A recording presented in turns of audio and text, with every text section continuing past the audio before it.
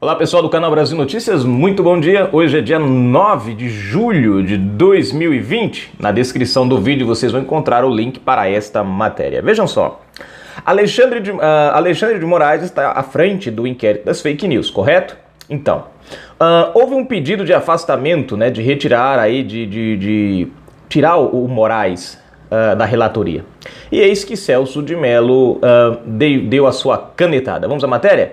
Se inscreve, comenta, compartilha, dá aquele like maroto, aperte as notificações, na descrição do vídeo tem conta bancária. Se você curte nosso canal, gosta do nosso trabalho, seja um apoiador, seja um colaborador. Vamos lá? Olha isso aqui. Toffoli nega pedido para afastar Moraes da relatoria de inquérito. O ministro Dias Toffoli, presidente do Supremo Tribunal Federal, STF, negou nesta quarta-feira, o pedido feito pela defesa da Sarah Winter para que o ministro Alexandre de Moraes seja afastado da relatoria do inquérito que apura ataques às instituições. Na ação, a defesa alegou que Moraes não pode conduzir o inquérito por ter enviado uma representação criminal à Procuradoria-Geral da República, PGR, contra a ativista, o famoso conflito de interesses, né? Tem algumas situações que impedem que um magistrado atue num caso por conta de um processo, uma ligação, alguma outra coisa. Bom, uma coisa que a gente sabe que no STF não se respeita é esse tipo de ética, né? Eles literalmente não tem mais esse negócio. Depois que criaram o inquérito das fake news, eles são julgadores, eles são as vítimas, eles são tudo, né? Essa coisa do conflito de interesse não existe mais. Se atropela o sistema, se atropela o regimento e toca-se o barco para frente. No mês passado, Sarah Winter foi presa por determinação do ministro Alexandre de Moraes. Após 10 dias, a prisão foi substituída por medidas cautelares, como o uso de tornozeleira eletrônica, proibição de manter contato com outros investigados e manter 1 quilômetro de distância do Congresso Nacional e do STF. Veja que a ação de Alexandre de Moraes em relação a Sarah Winter, essa mesma medida foi aplicada a condenados da Lava Jato que estavam presos e depois foram soltos. Não sei se vocês lembram disso daí, né? Ou seja, mas os caras primeiro foram condenados. Né? No caso da Sarah Winter, nem o inquérito não teve nenhum julgamento, nada, absolutamente nada. Mas já estava, Alexandre de Moraes já agiu como se ela tivesse sido julgada, condenada, e enfim. Na decisão, assinada no dia 2 de julho, publicada nesta quarta-feira, no Diário da Justiça, Toffoli afirmou que o magistrado só pode ser considerado suspeito para julgar um processo em situações de inimizade capital com a parte.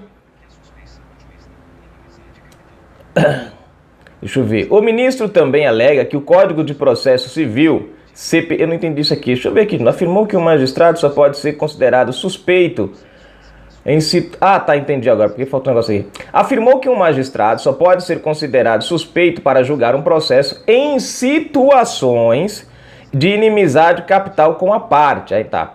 O ministro também alega que o Código de Processo Civil, CPC, diz que a suspensão do juiz não pode ser alegada por quem a provocou. É engraçado, né, gente?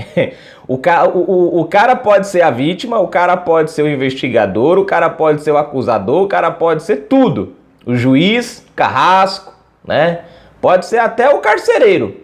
Agora, no caso aqui da Sarah Winter... Bom, tá aqui, gente, a matéria, né? Se você parar para prestar atenção aqui, a questão do Toffoli, eu não sei, gente, eu posso estar errado, né? Eu posso estar errado porque eu não sou jurista, não tenho curso de direito, não sou formado na área, não. Sou só mais um curioso, né, que gosto de ler um pouco e ter conhecimento das coisas, né? Mas no meu ponto de vista aqui, a alegação do Toffoli é muito rala, é muito superficial. Porque aqui você não tem só um fato ligado a Sarah Winter. Você tem um monte de coisas ligadas a Sarah Winter e a outras. Na verdade, o Alexandre de Moraes, ele está em um inquérito que o inquérito por si mesmo, ele já é ilegal. mesmo com o voto do colegiado do STF. Isso não altera o fato que ele viola todos os trâmites da Constituição, todas as garantias da Constituição. Quem conhece a Constituição brasileira sabe que ela determina, né, divisões, vou usar uma linguagem mais simples, né, divisões para cada parte do processo. Ela deixa bem claro que cada fase do processo ele requer um órgão, uma pessoa diferente. Por exemplo, você precisa, a pessoa é acusada, né? Então você tem um órgão que vai investigar. Você tem um órgão que vai abrir o inquérito. Você tem um órgão que vai julgar. Você tem o órgão que vai defender, né? Então, ao mesmo tempo, você tem aqueles que vão colher as provas, né? Enfim, tudo isso, cada um tem seu papel. O Ministério Público tem seu papel, a Defensoria tem seu papel, o magistrado tem seu papel, os investigadores têm seu papel. No caso do Alexandre de Moraes aqui, e tem a vítima, né? E tem a vítima também. No caso do Alexandre de Moraes, tá tudo errado. O STF é quem abriu o inquérito, o STF é quem acusou, o STF é quem mandou investigar, o STF é quem está julgando. Aí vem a pior parte, gente, que é a parte que só isso daqui já é a suspeita maior do conflito de interesse. E só por isso aqui já é razão suficiente para que o inquérito por si só seja jogado na lata do lixo. O STF supostamente é a vítima. Aí eu pergunto para você, como uma vítima vai julgar parcialmente, inocente, o seu, vamos dizer assim, aquilo que ele chama de seu agressor, vamos usar assim a palavra. Porque para o STF, para Alexandre de Moraes, o Dias Toffoli, né, Oswaldo Eustáquio foi o agressor, Sarah Winter foi o agressor, os apoiadores, deputados do PSL, jornalistas e outros foram os agressores. Sendo você um juiz, e você está julgando a sua própria causa, você ia julgar inocente o cara que você diz que se sente ali acusado ou agredido por ele? Principalmente nesse caso, gente, que a coisa já tomou uma proporção que julgar inocente qualquer um desses camaradas, dessas pessoas aqui, é literalmente dizer que o STF falhou em todos os aspectos. Então, aqui nós só temos uma certeza, é condenação na certa. Porque o próprio STF, nessa história, de acordo com eles, é a vítima. E para garantir o poder absoluto do STF, o resultado é só condenação. Você vê a arbitrariedade na ação relacionada à soltura da Sarah Winter, à soltura do Oswaldo Eustáquio. O cara não pode mexer nas redes sociais, o cara não pode conversar com ninguém, o cara não pode um monte de coisa, o cara é jornalista, gente. Como é que o cara vai exercer o trabalho dele? Outro, o cara é jornalista investigativo, e agora? Vocês conseguem perceber a confusão causada aí pelo STF? Sarah Winter de tornozeleira, como se ela tivesse praticado um crime. Lula saiu da cadeia.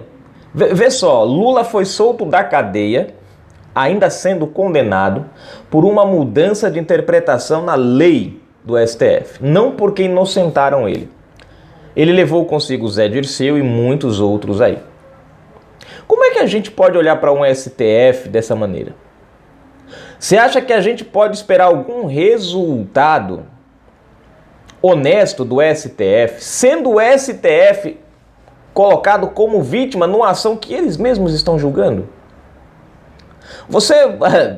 Gente, é aquela coisa da autodefesa, né? Mesmo que... Quantas vezes você está errado, você sabe que está errado, mas você não dá o braço a torcer pro parceiro, né? Você não dá o braço a torcer. Por quê? Porque você não quer ficar por baixo. Faz uma autoanálise aí. Quantas vezes você já não fez isso? Você sabendo que estava errado, mas você insistiu que estava certo, porque você não quis, né? Vocês acham que o STF vai admitir o erro? Não vai, gente. Primeiro ponto aqui é o seguinte: se o STF inocentar qualquer um deles, o STF está admitindo que errou. Não vai justificar as ações arbitrárias que eles fizeram. Invadir casas, colocar arma na cabeça de mulher grávida. Gente, é absurdo isso. Mandado de busca e apreensão sem uma justa causa. O Oswaldo Eustáquio, o delegado não sabia o que estava acusando o cara. Ele foi dar um depoimento e o delegado não sabia o que estava acusando, só sabia que estava lá, enfim, por suposto crime que não existe no Código Penal. Como é que o STF pode consertar isso? Condenando todo mundo sumariamente. Porque se ele fizer o que é certo, que é liberar essas pessoas, ele tem que admitir que ele está errado. E são os deuses do Olimpo. E os deuses do Olimpo não erram. Gente, se a gente olhar direitinho, é bem parecido com a história dos deuses gregos, né? Deuses que são superiores, que estão acima de todos e que lá de cima controlam todo o universo e que muitas vezes brincam com os pobres mortais aqui na Terra, né? Para seu divertimento, que exigem de seus súditos aqui na Terra uma adoração imposta através do medo. Quem já estudou ou leu por alto um pouco da história grega, dos deuses gregos, deuses do Olimpo, eu acho que vai entender a relação que eu estou fazendo aqui, né? E é uma relação muito semelhante com o STF. Muito semelhante com o STF. O STF não se dá o respeito. Ele obriga que as pessoas o respeitem, mesmo que eles não deem motivo para isso. Canal Brasil Notícias, gente. Daqui a pouco a gente volta com mais informações.